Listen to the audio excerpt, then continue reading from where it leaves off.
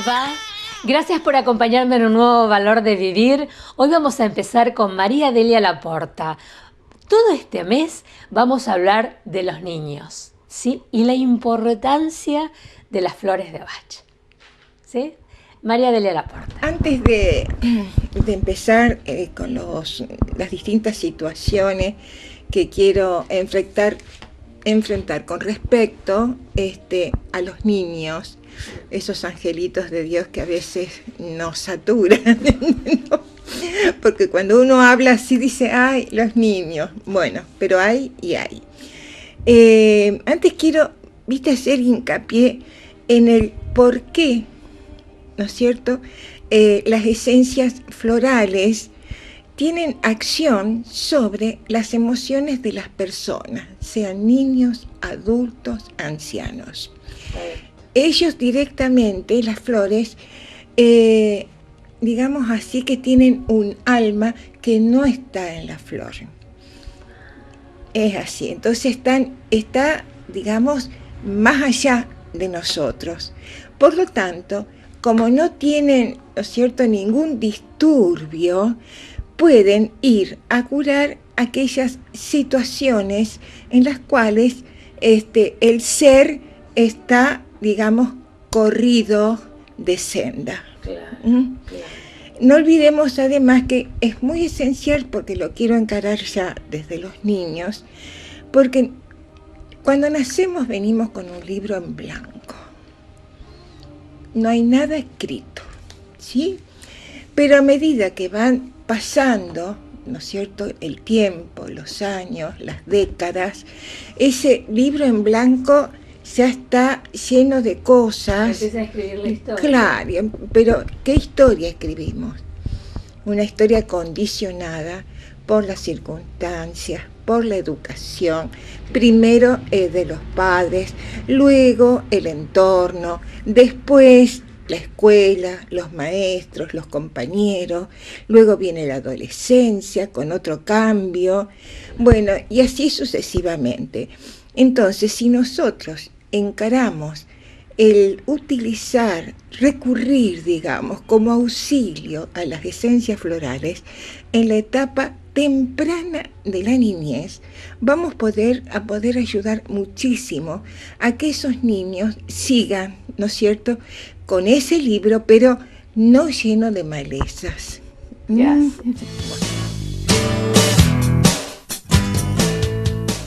Es una problemática que se está abordando, gracias a Dios, ahora en la ciudad de Rosario muy fuertemente, que es la fibromialgia. Fuimos a verlo a Rodrigo Varela, vos sabés que él hace masaje tuiná, es algo maravilloso.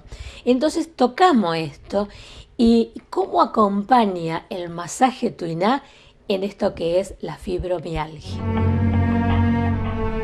Bueno, tenemos una paciente con un síntoma de fibromialgia, ¿no? Varios síntomas de fibromialgia, dolores en todo el cuerpo, un estado de estrés muy grande, cefaleas, ¿sí? O sea, ya a nivel de jaquecas. Y bueno, todo esto, para tratarlo, en realidad se trabaja integralmente con otros profesionales, porque alimentación también, ¿no? En realidad hay que cambiar hábitos, digamos, la idea es, para obtener resultados diferentes hay que hacer cosas diferentes. Si uno hasta donde hoy llegó no le gusta su estado y cómo se siente, tiene que empezar a cambiar y empezar a observar y trabajarlo con distintos profesionales a nivel de alimentación, de la parte salud, de la parte médica, a través de los masajes, a través de la postura diaria frente a la vida, desde lo emocional, lo psicológico. Es una totalidad, ¿no? O sea, también encontramos dentro de esta problemática un montón de aspectos que hay que cambiar. Que si nosotros seguimos con la misma postura, obviamente no tenemos resultado. Y si buscamos formas de bloquear y atacar la enfermedad como con algo mágico de afuera, tampoco tenemos resultados. Hay que ir al origen, a la causa, autoobservarse y empezar a cambiar. Y es una tarea ardua que, bueno, justamente esta paciente ya lo conoce, ya sabe, porque ya viene trabajándolo bastante tiempo y va encontrando su camino y empezando a cambiar a medida de que, bueno, se va dando cuenta de dónde están los, no voy a decir errores, pero donde no tiene que ir. Entonces, por donde no tiene que ir, por donde no tiene que actuar.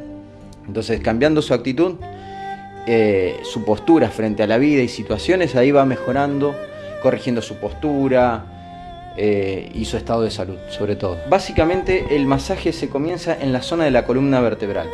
En la columna vertebral tenemos puntos que están relacionados directamente con todos los órganos, ¿sí? Y hay 5 grupos de órganos y 5 grupos de vísceras que corresponden a 5 emociones básicas. Si yo trabajo este meridiano de vejiga y estos yu, estos puntos que están relacionados con los órganos, no solo voy a estar armonizando su columna vertebral como eje de la vida, sino que también voy a estar armonizando sus órganos y sus emociones. Ayuda en su totalidad. Y se trabaja siempre con un masaje suave pero profundo, donde se van desbloqueando y donde se encuentra una tensión excesiva que puede estar relacionada en la zona renal con los miedos.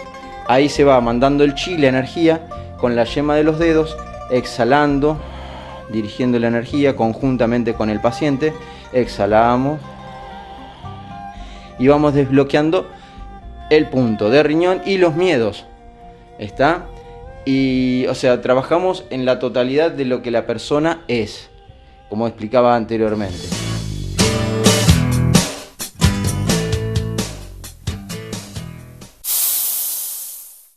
Nuova Donna, un nuevo concepto en peluquería y estética.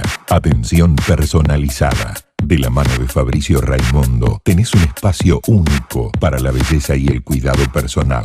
Nueva Donna, Presidente Roca 1115, teléfono 449-1963. Descubrí todo el potencial del agua de mar, un método de ayer para enfermedades de hoy. Biomare. 100% agua de mar oceánica, con las sales minerales y prebióticos marinos que garantizan una correcta nutrición y revitalización celular. A la venta en dietéticas y farmacias.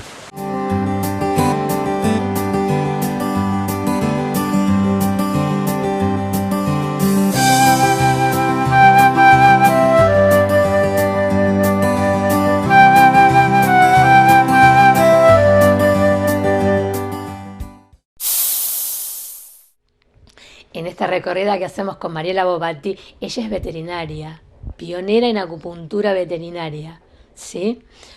Fuimos a verlo a Brown. Fíjate, yo siempre me baso mucho en los dueños de los animales, ¿no? El amor que le tienen y cómo le cambia la vida a través de la acupuntura al perrito y a los dueños. Mariela Bobatti y Brown. Bueno, Brown tuvo varios inconvenientes. Uno de ellos fueron cálculos en la uretra. Fue operado, le quedó un pequeño orificio, hace el pipí por los dos lados y después fue, vamos a decir, castrado. Bueno, después tuvo una castración y después posquirúrgico quedó como, tenía una compresión medular y le empezó también a dificultarse el caminar, los miembros posteriores. Claro. Y yo recuerdo un viaje que hice con un señor taxista y me recomendó, si alguna vez te pasa lo mismo, porque es parecido al mío, que no caminaba, acupuntura. Y yo averiguaba y no sabían. Entonces el colegio veterinario, a raíz del doctor que me lo atendía, el doctor Daniel, me dice, yo te doy el colegio veterinario porque no conozco, y me dan con la doctora. Y vino, y ya la segunda o tercera sección, en una escala de 0 a 10, el perro estaría en 1, y cuando comenzó con la acupuntura, ya la tercera sección, digamos, ya fue a 4 y a 6, después a 8, tal y así que ahora estamos cada 15, 20 días, No, un cada mes 3 ahora. semanas, ahora un mes está. Ahora un mes. Sí, y hace 3 meses que empezamos a Sí, verlo más o pero menos a ¿cuántos Brown. han sido de Y las primeras 4 generalmente yo las hago así seguidas, con una semana entre las otras. Y después cuando ya llego, como charlamos antes también, a ese techo de recuperación de cada paciente, lo que Brown tenía era varios flancos para atacar. La cuestión de su incontinencia urinaria, posquirúrgica, y después su problema de compresión medular y sus miembros posteriores. Pero, claro, fecal y urinaria, de las dos. En este caso sí, porque tenía total relación a un proceso inflamatorio posquirúrgico después de que le sacaron esos calculitos. Y después tenía otra relación que era con la compresión medular que él tenía en la zona sacra, que es donde sale la inervación a todo el lugar. O sea, era todo relacionado con la parte medular y de inervación y de inflamación. Si es de otro tipo, no. Pero bueno, tuvimos la suerte que con él pudimos ayudarlo. Ya no me caminaba casi. No caminaba. Y era mi desesperación, porque este animal es mi oído, mi vista, todo. Y bueno, a Dios gracias, y acá Mariela, no, ya camina. Ya hace 400, 500 metros sin problema.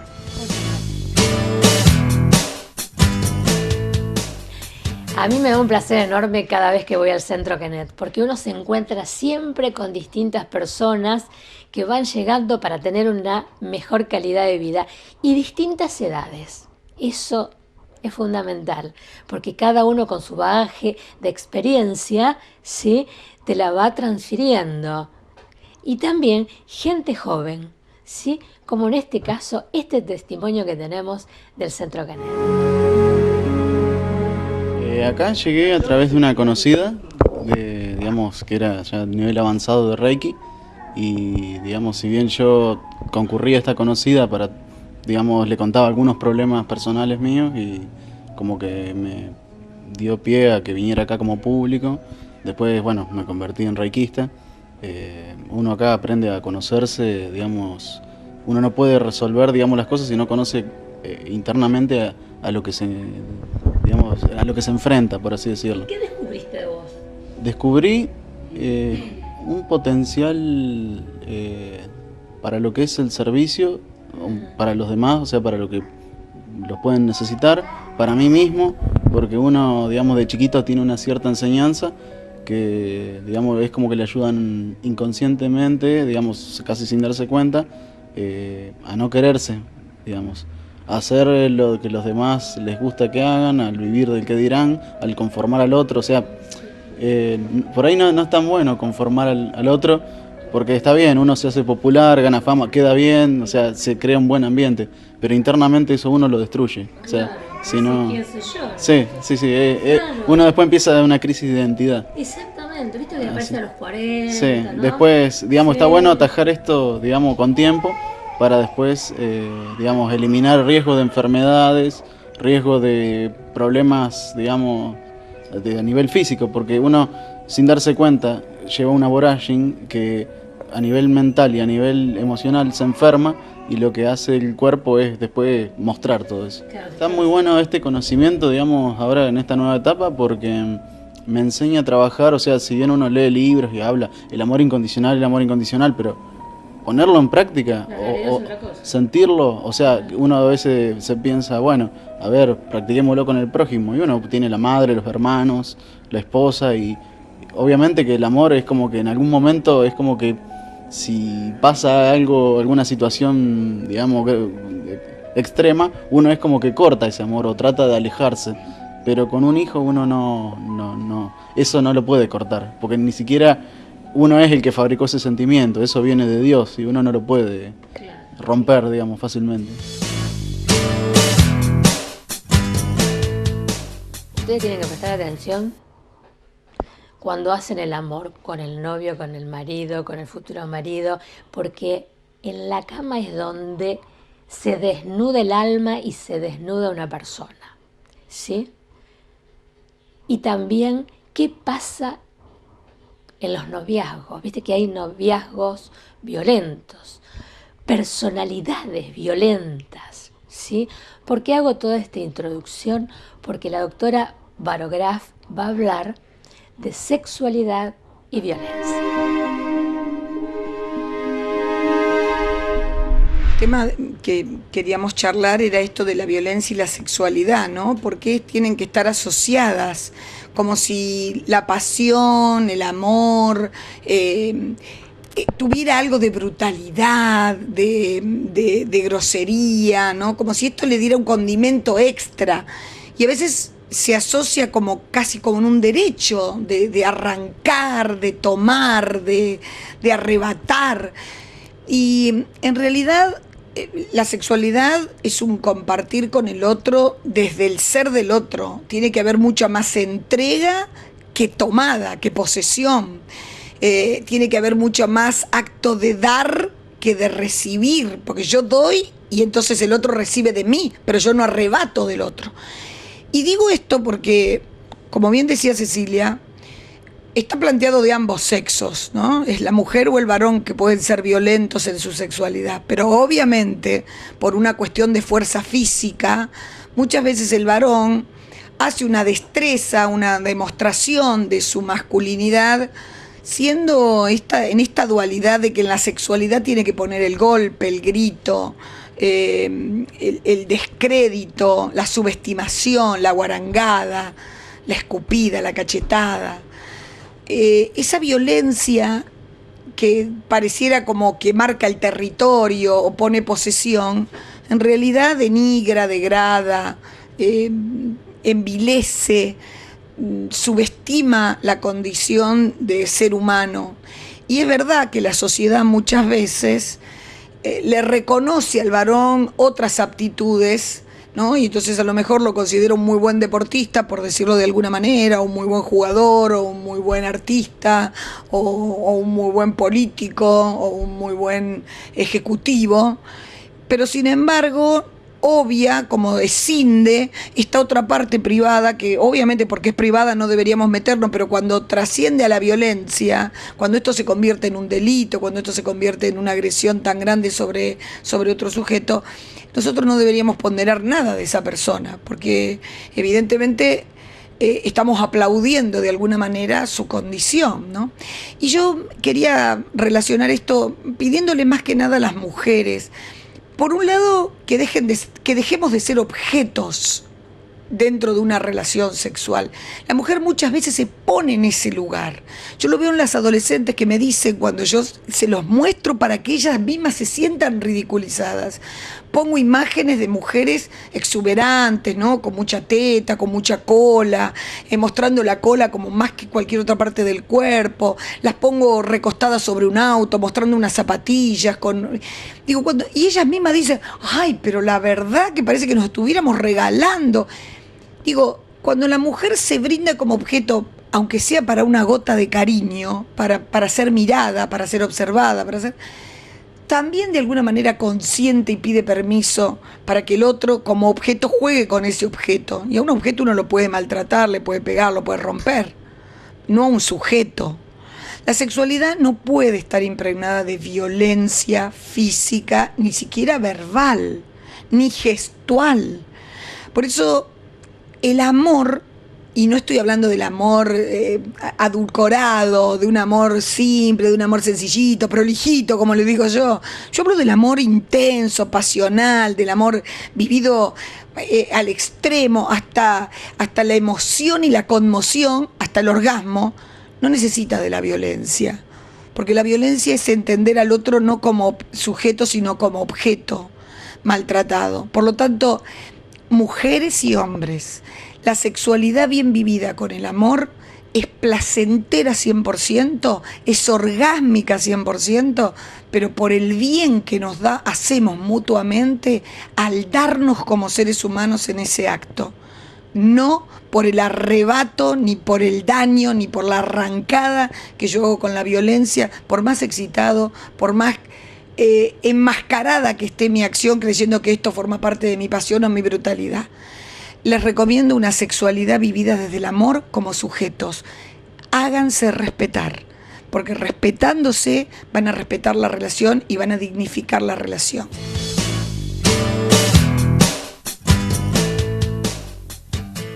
Durante muchos años, y todavía seguimos teniendo al profesional el respeto que se debe, pero En otros tiempos había una fuerte cultura de que todo pasaba por el médico y los medicamentos. La situación se va revirtiendo. Este es el tema de Adriana Torres y Memoria Celular. Hay un paradigma, un viejo paradigma, que dice que la gente va al médico para curarse. En definitiva, es como que vamos al médico para que nos dé una pastillita mágica que nos cure. Creo que este es un paradigma que está muy enraizado en nuestra sociedad. Y en realidad el nuevo paradigma habla de otras cosas. Por ejemplo, dice que los pensamientos curan. Y los pensamientos curan más que los fármacos.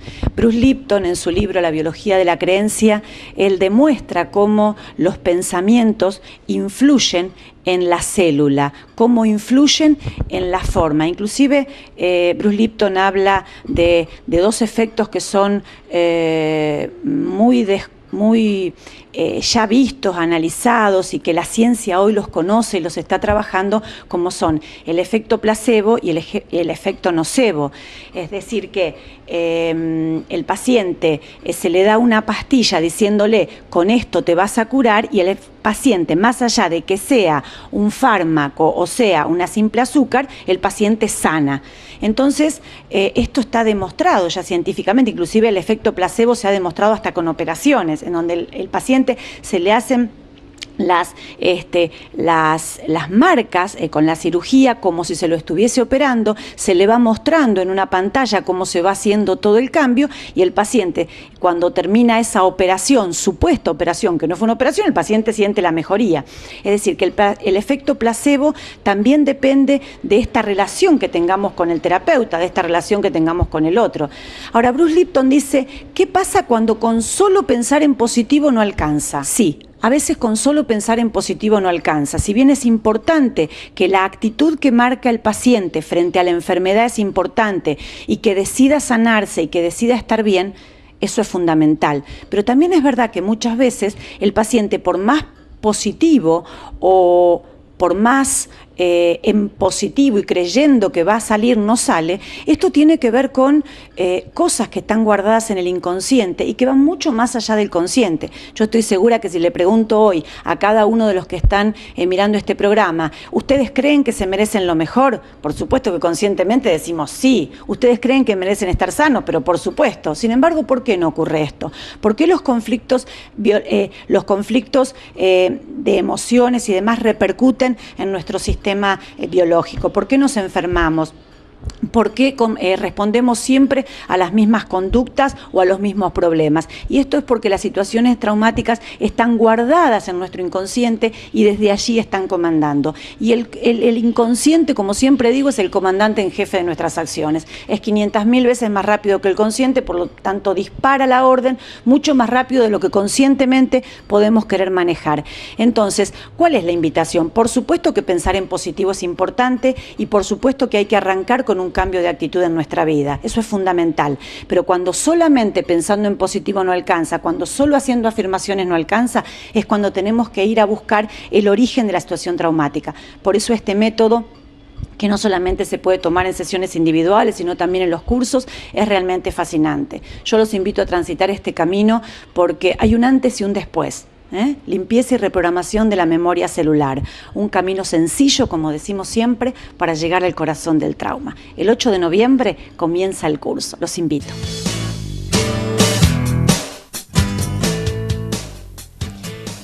¿Qué recordás vos de tus abuelos o de tus abuelas? Viste que las abuelas marcan en la vida de una persona. Es fuerte, es un peso muy grande, a veces para bien y a veces, para mal, pero vamos a tomarlo por el bien. Alina Marinelli, constelaciones familiares y el rol de la abuela. Mira, no solamente las abuelas, en realidad el hecho de ser mujer marca en la vida de una persona, porque justamente a la mayoría de las mujeres es la que nos toca llevar esta tradición. Y vos me dijiste así, marcan las abuelas, y a mí me vino una imagen de constelaciones que cuando, por ejemplo, hay un hijo que tiene estas habilidades manuales, así, suponete que hacer ropa indumentaria, por decirte un ejemplo, porque en este momento no me acuerdo. Y cuando uno empieza a conversar con la persona que viene a trabajar, cuenta que, por ejemplo, que su abuela a lo mejor vino de un país, de Alemania, y que es bordadora. O sea, que tenía una actividad manual, bueno, y de conexión, ¿no? Con lo que puse este ejemplo porque, bueno, esto es algo real. No los ejemplos de esto, pero es algo real. Entonces, de alguna manera, esto que hacemos con amor, también se transmite con amor. Entonces, en honor a eso que nos hemos enseñado y que hemos aprendido, porque en el caso de muchas veces las abuelas nos han enseñado alguna actividad de conexión con nosotros mismos, y cuando hablamos de conexión también podemos hablar de meditación. En realidad, la nieta toma a la abuela porque la mamá le abre la puerta a la nieta para que tome de su abuela. Inconscientemente. Yo creo que acá lo que hace todo es el amor. O sea, esto de abrir y permitir el reconocimiento, y que bueno, que esto que tan valioso viene acá tenga un lugar, tiene que ver con esa posibilidad de justamente de poder abrir desde este lugar tan importante, ¿no? que es de corazón, desde el alma. Y cuando esto se abre, esto emerge, y en el nieto esto va a surgir como una honra. La abuela, el abuelo, nuestros ancestros siempre van a ser importantes. O sea, acá todos en realidad van a ser nuestra base. Así como lo son nuestros papás, bueno, y para nuestros papás, ellos fueron nuestra base. Bueno, y cuando tuvimos la suerte de que nos hayan podido criar a algunos de nuestros abuelos y poder tomar de ellos todo ese amor, todo ese cariño, también es muy bueno y muy sanador para nosotros. Muchas gracias. Gracias. Miren, a mí me preocupa mucho cuando viene gente de Buenos Aires o está por hacer un paseo a esta ciudad tan linda, y ¿saben lo que dicen? Es cierto que hay muchos tiroteos, es cierto que hay muchos robos, y digo, Dios mío, ¿en qué se transformó esta ciudad? De aquella ciudad obrera, organizada, a una ciudad del narcotráfico. Bueno, ¿qué sucede? ¿Hay solución? Temas de la ciudad y el doctor Héctor Caballero. Mire, en primer lugar, nadie quita de que el problema de la inseguridad es un problema complejo por la fragmentación social que tiene la ciudad, y también los delitos cada vez son más complejos. Pero ninguna persona, y digo por el nombramiento de este nuevo gendarme Chamón, va a resolver el problema. Acá no es cuestión de hombres providenciales, por más capaces que sean. El problema que carece la provincia de Santa Fe es un plan para abordar la lucha contra la inseguridad. Yo no soy de los que critico solamente, sino de los que proponemos. Un plan de seguridad tiene que tener la presencia policial en la calle, cosa que en la ciudad de Rosario no existe, pero ni tan siquiera existe un policía en la puerta de cada comisaría, subcomisaría o seccional. En segundo lugar, tampoco existen los patrulleros dando vuelta por la ciudad. ¿Por qué uno necesita la presencia policial? La necesita porque previene el delito, con su presencia produce un efecto de disuasión contra el delito, y además, en caso de que se produzca el delito, se reprime el delito si hay presencia policial. Si no, siempre se llega tarde después que se cometió el crimen, que se cometió el robo, el arrebato, etc. En segundo lugar, además de la presencia policial, tienen que estar de a pie o en patrullero hablando con la gente. Hablando, lo hemos dicho en reiteradas oportunidades. Ahora, usted no puede poner gente que viene de los departamentos del norte de la provincia, que no conocen la ciudad, que no conocen a la gente que vive en la ciudad, que recorren un barrio. Claro, entonces, ¿usted cómo obtiene información de lo que está pasando en ese barrio? Hablando con la gente que tiene negocio, con la gente que es vecina. Usted se ganó la confianza y se acerca a contarle lo que está pasando en su barrio. Segundo lugar, nosotros le hemos planteado al gobernador y al ministro de Seguridad que deben existir los consejos comunitarios de seguridad. Esto en todos los países avanzados del mundo, sea de Latinoamérica, sea de Estados Unidos, de Europa, de Asia o de África, donde se ha involucrado a la sociedad civil. Tiene que haber los consejos comunitarios de seguridad, 25 vecinos, nosotros que participan quincenalmente en una reunión, no con la policía, sino con los del Ministerio de Seguridad, ¿no? Diciéndole qué es lo que está pasando en su seccional, qué es lo que está pasando, cuál es la gente, digamos, sospechosa, dónde pueden estar aguantaderos, dónde pueden estar los talleres donde se arruchan los autos para dividirlos por autopartes, dónde están los desarmaderos, dónde están las chatarrerías que venden y compran cosas robadas. Se involucra en todos los países donde se ha bajado, se ha involucrado, pero no con la policía, porque con el grado de corrupción estructural que tiene la policía de la provincia de Santa Fe, usted no va a ir a los vecinos a exponerlo a que vayan a la policía. El problema de las armas, se han hecho campañas, bueno, usted entrega las armas, te doy tanta plata, te doy esto, te doy el otro. Bueno, no pasa absolutamente nada, no han dado resultados porque la gente cada vez está más armado y resuelve a balazo lo que antes resolvía a las piñas. Entonces, el problema está, ¿no es cierto?, además de controlar el contrabando de armas que viene de Ciudad del Este, etcétera, etcétera, a veces por la hidrovía Paraná-Paraguay, por la ruta 11 o por la ruta 34. Además de eso, yo creo que la justicia tiene que tomar medidas. Todo delito que se cometa con armas, como en otros países del mundo, se quintuplica la pena. Y por último, nosotros le voy a dar un dato que es de actualidad total. Yo hace rato que vengo diciendo que en el Ministerio de Seguridad hay gente infiltrada, ¿no es cierto? O sea, que los delincuentes tienen gente infiltrada en los altos niveles del Ministerio de Seguridad que trabajan para ello.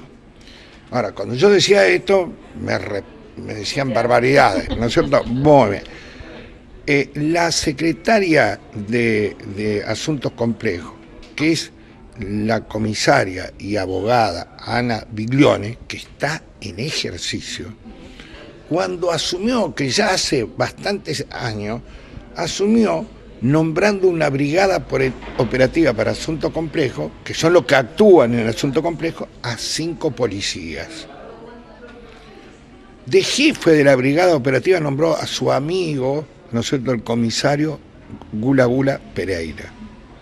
Bueno, acaba la Cámara, ¿no es cierto?, de ordenarle al juez que lo procese por un montón de delitos pesados, y entre ellos porque estaba en contacto a través de otro integrante de la brigada, ¿no es cierto?, que es un cabo, ¿no es cierto?, en contacto con los narcotraficantes de la zona sur de la ciudad de Rosario.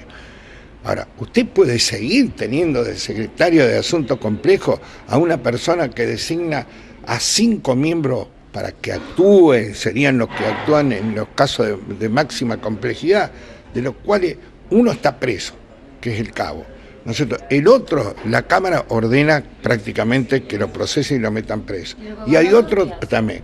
Por eso digo, ¿qué hace el gobernador con el ministro de Seguridad y qué hace con ese Ministerio de Seguridad? Entonces, si el nivel de corrupción, ¿no es cierto?, si el nivel de connivencia de las cúpulas policiales con los narcotraficantes y con los delincuentes llega hasta tener oficina dentro del Ministerio de Seguridad en la Casa de Gobierno, me parece que si no se elimina a esa gente, va a seguir habiendo problemas y graves.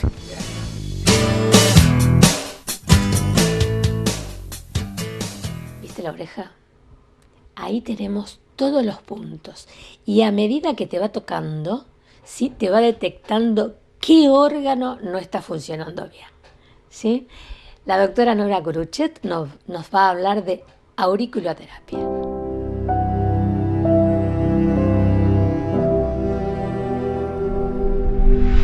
La oreja es un microsistema que está conectado con el macrosistema, que es el resto del cuerpo. Un microsistema quiere decir que en toda la oreja, en toda la piel y los cartílagos de la oreja, tenemos representados todo el cuerpo humano. El tratamiento a través de la oreja no es tan viejo como la acupuntura milenaria, es del siglo pasado. Entonces se descubrió, por técnicas de resonancia magnética, de mapeo cerebral, que estimulando determinadas zonas de la oreja se producían respuestas a través del sistema nervioso simpático en determinados lugares del cuerpo. Y así se estableció una topografía, o sea, una distribución anatómica. La de la oreja es así, se representa, como ves allá, como si fuera un feto dentro del útero materno. Acá tendríamos la cabeza, acá tendríamos la espalda, esto sería el cuellito, la columna cervical, la columna, y por acá tenemos los pies y las manos. Y acá dentro, porque si vos lo ves que el bebé está enroscadito así, claro, como está en la posición fetal, acá dentro de la oreja tenemos los órganos. Entonces, ¿cómo trabajamos la oreja? Toda alteración en un órgano, si es en un momento agudo, produce una reacción del sistema nervioso simpático y produce, lo primero, enrojecimiento. Entonces, primero observamos la oreja. Pues fíjate que ella tiene una zona acá más coloradita que el resto. Esta zona corresponde a la columna cervical. Probablemente ella tenga contracturas cervicales. Y te va detectando. Entonces, nos fijamos primero, hacemos la observación. ¿Qué zonas están? Acá tiene una pequeña descamación. ¿Y eso qué te da? Y esta zona, tenemos que buscar bien en el mapa a qué corresponde. Todas las alteraciones de la piel es porque son reflejas y responden a la alteración de algún órgano. Y este es un detector de puntos. Nosotros vamos haciendo, después que hicimos la inspección visual, vamos tomando distintos lugares y vamos viendo. A ella aparentemente no le duele, pero los puntos dolorosos son los que nos van a indicar cuáles puntos hay que tratar. Y nosotros nos manejamos con la acupuntura, o sea, todo punto que manifieste con dolor se pone una agujita.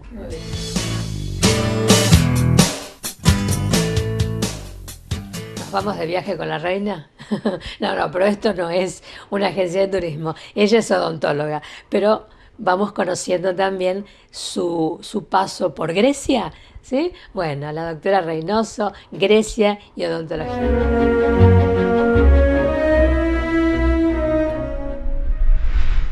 Buenas tardes, aquí estamos siguiendo el viaje y ya estamos en Grecia, aquí estamos en Míkonos, que ojalá a nuestro Rosario le copiara esa pinturita tan prolijito, tan limpito todo, tan bien arregladitos sus árboles, que nuestro Rosario en un momento lo fue, y ojalá otra vez volvamos, como hacíamos todo, a pintar, aunque sea con cal, se puede. Bueno, otra parte importante de la implantología que viene a cubrir, yo siempre digo que yo enseñaba cosas, es decir, yo siempre enseñé coronas, pero es lo último que hay que hacer, desgastar toda esa pieza dentaria, desgastarle esa hermosura de tejidos. Y en este caso, el implante viene a cubrir, fíjese que a nuestro paciente le falta una pieza dentaria. ¿Y qué enseñaba yo? En ese momento, cuando me recibí, enseñaba el puente que desgastaba las dos piezas contiguas para poder reponer esa pieza. Hoy colocamos un implante, colocamos hueso a todo su alrededor que también ayuda al hueso de la pieza contigua y podemos poner la pieza fija y no tocamos las vecinas, que es lo más importante que podemos hacer. Entonces esto es cuando nos falta, y sobre todo hay cualquier cantidad de pacientes con agenesia, que desgraciadamente antes se hacía muy mal y se llevaban los dientes al lugar de la pieza faltante, y en ese lugar donde a lo mejor casi siempre era un incisivo lateral, se le colocaba un canino, y el pobre premolar que venía primero, el primer premolar, ocupaba con muy pocas raíces, ocupaba el lugar del canino, que era el que estaba dirigiendo el frente con el lateral, y que no lo podía hacer. O sea que cada pieza, siempre lo dijimos, debe estar en su lugar. Y así vemos como a lo mejor hicimos ortodoncia para hacer el espacio de la pieza faltante. Y entonces tenemos el incisivo central en su lugar, el incisivo lateral va a ocupar este lugar y el canino está dirigiendo el tránsito, así de frente y lateral, en el lugar que le corresponde. Y ahí vemos las piezas, la de esta pieza del lateral, como el implante nos hace de raíz, el perno nos hace de perno y la corona nos hace de la pieza dentaria faltante. Ahí estamos colocando un provisorio que con una luz enseguida se puede hacer uno y entonces el paciente nunca se va sin la pieza dentaria y si no de todas maneras también se puede pegar, como estamos haciendo en este caso, en de provisorio, a los dientes vecinos. Un canino temporario. ¿Y cuántos años tenía nuestro paciente? 40. Era un compañero nuestro de la facultad, muy querido. Y entonces, estos puentes, estos maravillosos puentes que vemos, son los que nosotros hacemos también en esa parte de la estructura. Entonces, la prostodoncia, basada en la evidencia, es la que permite a los profesionales poder basar sus decisiones clínicas de acuerdo con la mejor evidencia disponible. No es porque sí, es porque está todo bien señalado. Nosotros necesitamos conocer los datos clínicos más actuales para poder ofrecer la mejor rehabilitación preventiva. Está previniendo que nosotros desgastemos todas las otras piezas dentarias y que cada una ocupe en su lugar. También puede haber faltantes mucho más grandes. En estos pacientes tienen sillas libres. Sillas es el lateral donde faltan todos los premolares y molares, que es muy importante porque es el que hace el cierre. Acuérdense que el deslizamiento de los dientes anteriores es suave, no es donde tiene que apretar. Por eso yo le digo, el paciente viene siempre porque el incisivo lateral, pero lo importante es que en esta zona se haga ese cierre. Por eso la importancia de estos implantes. Es un tema que está en todos los medios, que por un lado está bien que se instale para que la mujer tome conciencia de que no es un objeto, sino que es una mujer, y que no la usen. Está bien, en las campañas publicitarias, si uno se pone a ver, están siempre, ¿sí? Hasta en un programa de televisión famoso. Bueno, la doctora Treviño va a hablar de este tema, de las playeras y la mujer objeto. Sí, desafortunadamente, Cecilia, sí. Hay leyes e inclusive en Argentina, desde el año 2009, tenemos la Ley Integral de Protección a la Mujer, que en realidad es una copia casi fiel de la ley española, que fue bastante anterior a la ley argentina, con modificaciones, ¿no? Esta ley, que fue reglamentada un año después, es muy importante y no se tiene en cuenta. No se tiene en cuenta en los hechos y pocas veces en la parte jurídica y en la parte de tribunalicia, ¿no? En lo personal la he aplicado desde que prácticamente se sancionó, desde que entró en vigencia, en los casos que tengo de violencia o de acoso contra las mujeres, porque es muy amplia, es muy abarcativa y comprende todas las clases de violencia contra las mujeres, ya sea simbólica, mediática, violencia de género, feminicidios, bueno, ya eso entraría también ya con una arista penal. Pero concretamente lo vemos, como dije hace unos minutos, que existe legislación y existe una legislación concreta y que está vigente desde hace ya varios años, pero sin embargo, todavía, y veo que cada vez con más fuerza, se utiliza la imagen de la mujer como cosa, como mujer objeto. Esta es una forma de violencia contra la mujer y a su vez de discriminación para la mujer. En los lugares de trabajo se ve mucho y en los últimos días ha tomado conocimiento público una denuncia de playeras de una estación de servicio del Gran Buenos Aires, en donde se les exige vestirse como colegialas. Es decir, con calzas, con polleritas muy cortitas, con las colitas bien paradas, es decir, una especie de conejitas de Playboy, pero en versión colegiala, y por lo tanto nadie puede ignorar que en casi la mayoría de los seres humanos integrantes al sexo masculino comienzan a abundar en ciertas fantasías de índole sexual o de todo tipo. Y la empresa como método de defensa dijo que era una forma de marketing.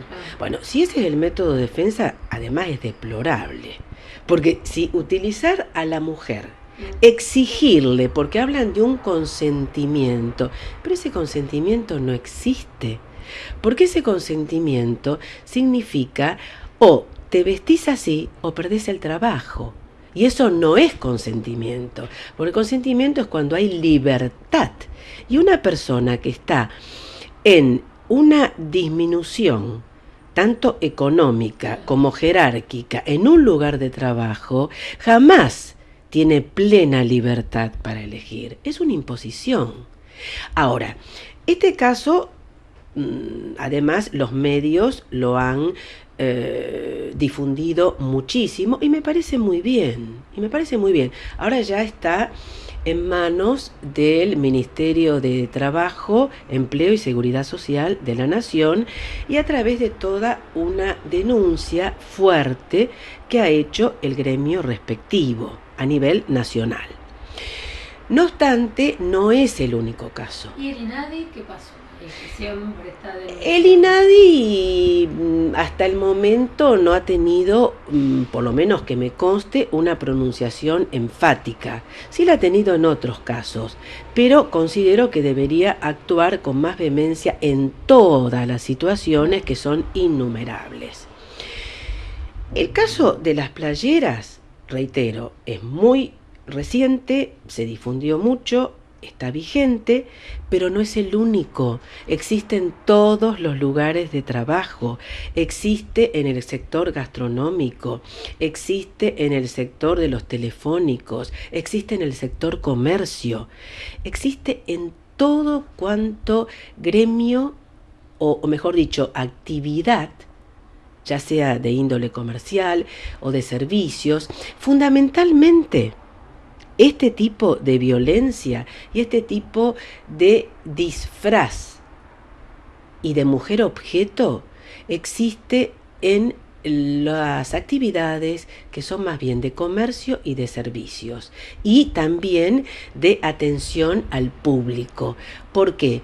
Porque, como la empresa bien lo dijo, y no lo comparto en absoluto, es una forma de marketing, es una forma de atraer la atención, pero violando derechos fundamentales y esenciales de la mujer como ser humano. Estábamos hablando con Matana, también querido dirigente, ¿sí? Fue concejal, presidente del consejo, tiene toda una larga trayectoria a nivel sindical y a nivel político. Entonces estábamos hablando ahora de las elecciones del año que viene. Y yo le preguntaba, pensar que en esta ciudad, que le decían la ciudad del capital del peronismo, ¿vos te acordás lo que era esta ciudad? Bueno, hasta en eso cambió. De la ciudad capital del peronismo, ¿por qué ese peronismo le entregó todo lo que era esta capital a la capital del socialismo? Bueno, tema de Osvaldo Matana. Todas las voces, todas las manos. Sí, yo arranco por lo primero. Me parece que sí. En un año electoral, nosotros y un grupo importante de organizaciones sindicales, cerca de 40, estamos trabajando para el Frente Renovador, en la apoyatura de Sergio Massa. La provincia la veo Me parece que Bonfatti está haciendo un mejor gobierno que Wiener. Tengo profundo respeto por los dos porque los conozco a los dos. En mi función de concejal he tratado con ambos. Son excelentes personas, lo digo. No comparto un montón de cosas, ¿no? La ciudad la veo muy mal, la ciudad está muy mal. Creo que ha sido una de las peores gestiones del socialismo de la señora Fein. Y al peronismo, ¿qué le pasó? Que perdió el pomposo título de ser la capital del peronismo, la ciudad de Rosario. Lo perdimos por defectos propios. Y me parece que los justicialistas, y me incluyo, no me excluyo, me parece que los justicialistas dejamos de hacer las cosas que hacíamos, es decir, atender las unidades básicas, atender a los compañeros, ser el lugar de socorro y el lugar de sostén de un montón de compañeros que se encontraban en situaciones difíciles. Dejamos de hacer esas cosas. Y esa posta que dejamos nosotros la han tomado los socialistas. A ver, Ceci, la posta que dejaron los socialistas por los 30 o los 40 la tomó el peronismo. Y las cosas cómo se invierten ahora. Las cosas buenas que planteaba Palacios, que después tuvo algunos deslices con la revolución libertadora, pero bueno. Pero la trata de personas fue la de él. Mirá, claro. Se está tratando hoy. Pero si todo algún desliz porque después fue embajador de la dictadura de la revolución fusiladora. Sí. Pero decía muchas cosas importantes y serias que hizo Palacio, que no las podía plasmar porque era un congreso totalmente adverso de conservadores y gorilas. Sí. La posta la toma el peronismo, la toma el general Perón. Y contrario censo hoy, ¿qué es lo que pasa? Todo aquello bueno que hizo el peronismo, todas aquellas cosas que hizo el peronismo en función de la doctrina, una doctrina social, ¿no es cierto? La fuimos dejando perder. Los socialistas, mis amigos los socialistas, tengo muchos amigos socialistas que no son nada tontos, fueron tomando esas postas. Y hoy el peronismo se encuentra en una situación muy difícil, con muchas dificultades de volver a ganar, ojalá me equivoque, de ganar la provincia, y que muchas dificultades de ganar la ciudad. Está fraccionado, está atomizado el justicialismo, y esto lo tengo que decir. El Frente para la Victoria no ha sido una cosa buena en la construcción política en la provincia de Santa Fe. Ha servido para ganar las elecciones a nivel nacional, pero la construcción política del Frente para la Victoria de la provincia de Santa Fe no ha sido buena. Porque han sido, contrariamente a lo que decía General Perón, que los peronistas no debemos ser, han sido sectarios y excluyentes. Gracias, Osvaldo.